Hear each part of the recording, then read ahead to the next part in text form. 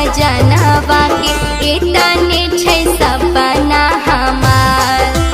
रखी हा सलामत मोर बलमुआ के इतने छै सपना हमार।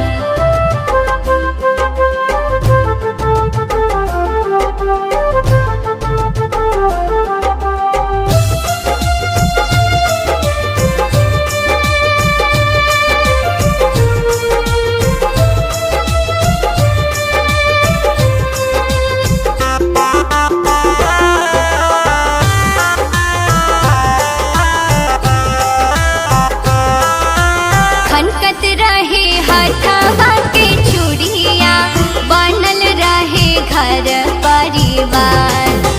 खनकत रहे हथवा के चूड़िया बनल रहे घर परिवार।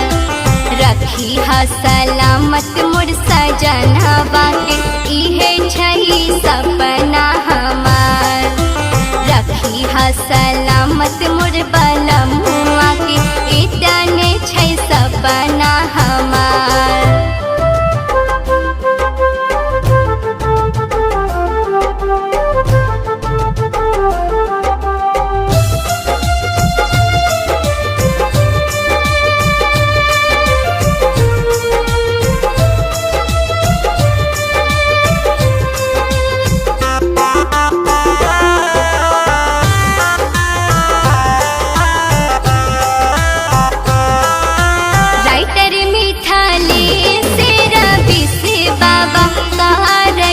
तोहारो गुहार राइटर मिथालेश रवि से बाबा कहरै छ तोहारो गुहार।